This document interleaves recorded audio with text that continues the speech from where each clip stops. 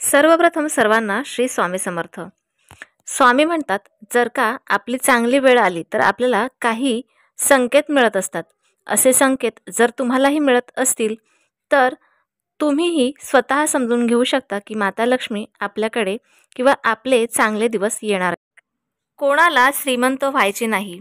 असं म्हणतात की महालक्ष्मी धनाची देवता आहे. असे म्हणतात की देवी लक्ष्मी ज्या घरात वास करते त्या घरात कधीही धनहानी होत नाही. धनाची कधीही कमतरता भासत नाही. जीवनात सदैव सुख शांती राहते. देवी लक्ष्मीची पूजा करण्याबरोबरच दररोज भगवान श्रीहरी विष्णूंची सुद्धा पूजा केल्याने धनसंपत्ती येते. माता लक्ष्मी आणि भगवान विष्णू यांच्या कृपेने धन आणि ऐश्वर्य बरोबरच मान सन्मान वाढत असतो. अशा लोकांची कीर्ती चारही बाजूने पसरते.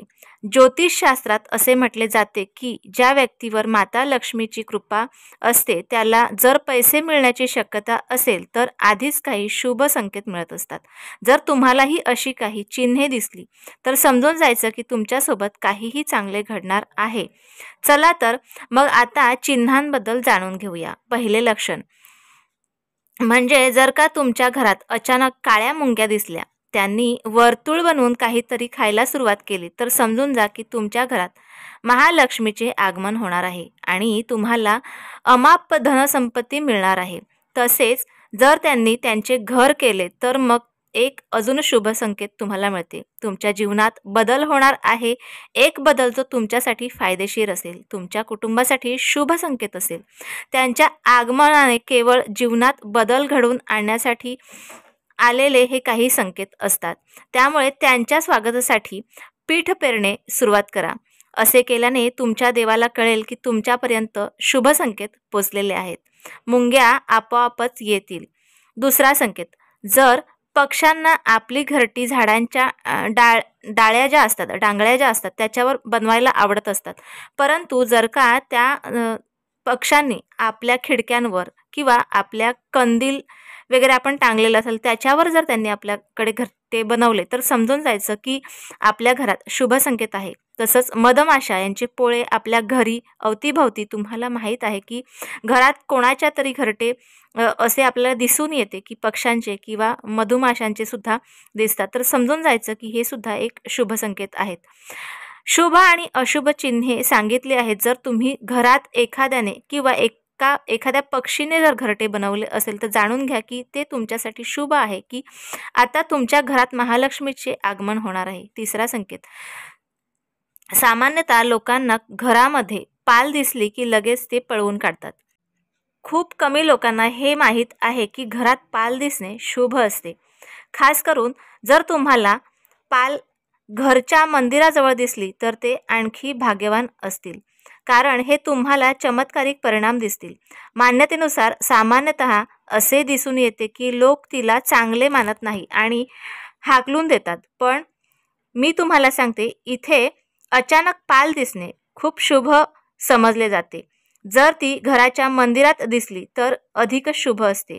हे महालक्ष्मीजींच्या आगमनाचे लक्षण आहे असं म्हटले जाते. एखाद्याचे पाठलाग करताना म्हणजे बघा, पाल दोघे एकमेक पाठलाग करत असतात तर ते सुद्धा एक शुभ चिन्ह आहे.